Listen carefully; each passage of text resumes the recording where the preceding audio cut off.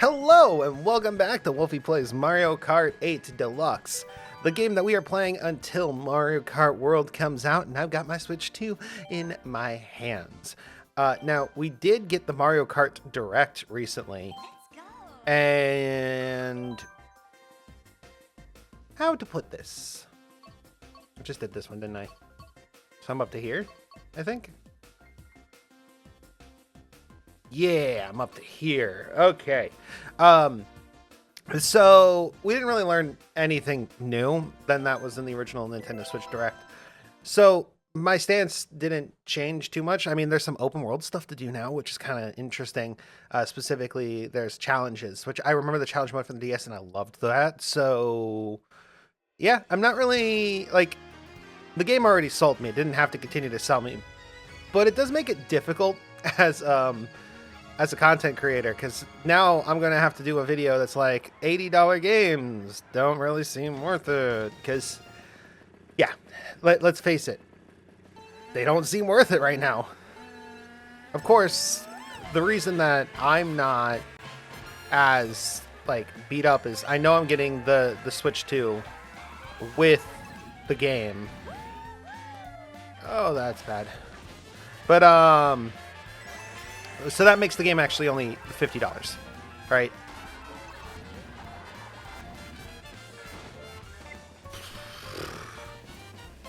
This is the problem of not knowing where I'm going. I'm obviously trying to do stuff that isn't supposed to be done. Screw you, Roy.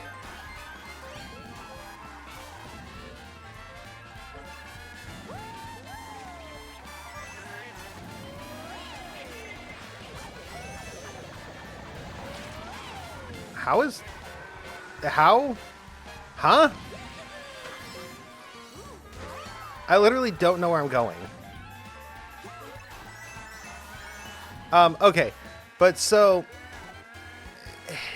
would I pay $80 for Mario Kart if it weren't included with the console that I was buying? This is kind of like a horrible thing to say, but for me, yes, I would. But I wouldn't tell anybody else to do it. So let me explain. Mario Kart is one of those series that I absolutely love. You can kind of tell by even the fact that I didn't really know where I was going, I'm still able to kind of hold first place. And that's just because on a technical level, I know what I'm doing in Mario Kart. And the new Mario Kart looks tech heavy. Like, there's a jump mechanic, there's a wall riding, and a grinding mechanic that all look great. And I really am excited to play with them. I also know that I will play the game enough that I will get my money's worth out of it. But it sets a precedent that is not fun. Essentially, the precedent is saying, hey, we could charge $80 for a video game that's going to capitalize slightly on your nostalgia, because we have these characters and these franchises that are nostalgic to so many people. So is that a good thing? Not really.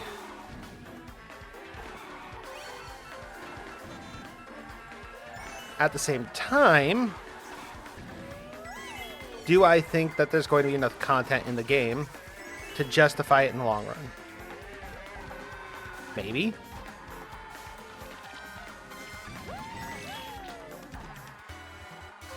The one thing that I wanted them to say, and they didn't, and it actually kind of annoys me that they did not say it, is I wanted them to put in the Direct some sort of a commitment to how long they were going to support it with like free content, whether or not there was going to be any free content that comes with the game, and if we are getting it, like if we're getting free DLC, or if they're going to charge for DLC. Because if they charge for DLC on top of an $80 game, they kind of ruin the value proposition, in my personal opinion. So it's like, if it's $80 plus at some point $40, $50, $60 in DLC, at that, it's too expensive at that point. Now, if it's free DLC for a certain period of time and then paid DLC, then it's a different question. It's kind of like the Mario Kart 8 question, right? Or the Mario Kart 8 Deluxe question. And the truth is, I did buy Mario Kart 8 twice. So, am I a good person to talk about this? Probably not. Actually, no.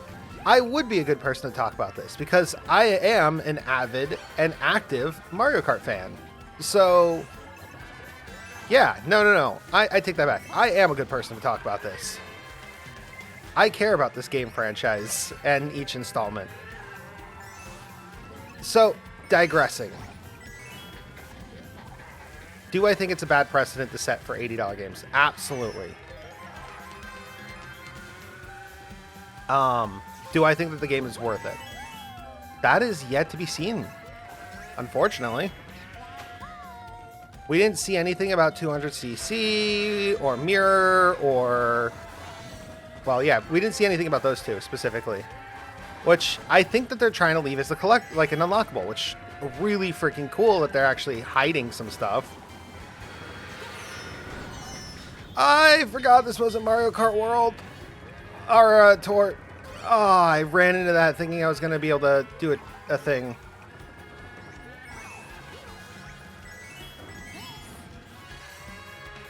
Okay, but yeah. Essentially, like, going back to it, we were talking about, like, how the price... That was my bad.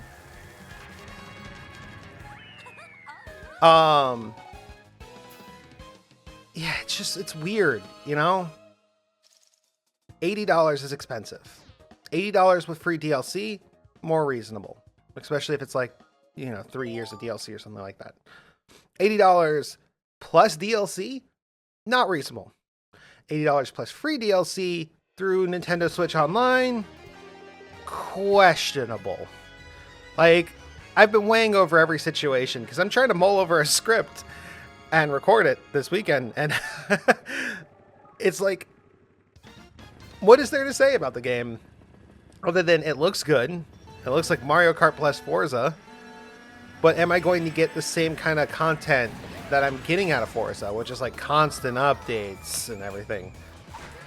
I don't know.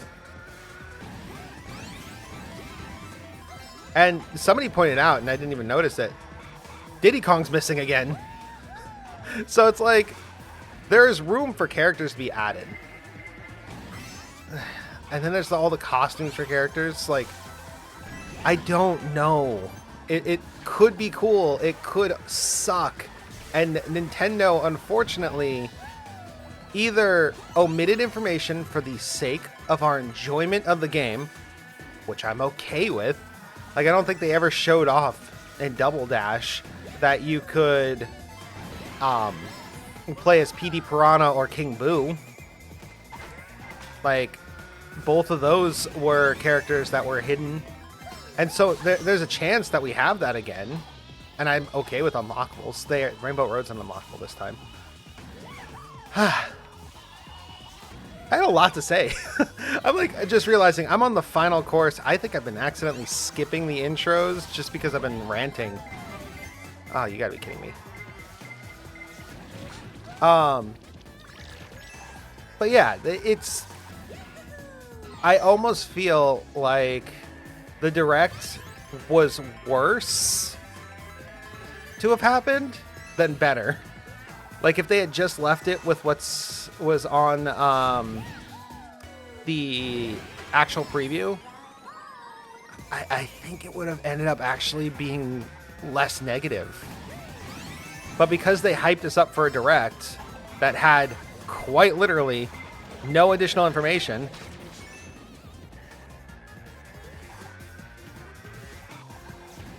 like, now I feel disappointed. Disappointed in the Direct. Not necessarily in the game, because I was going to buy it anyway.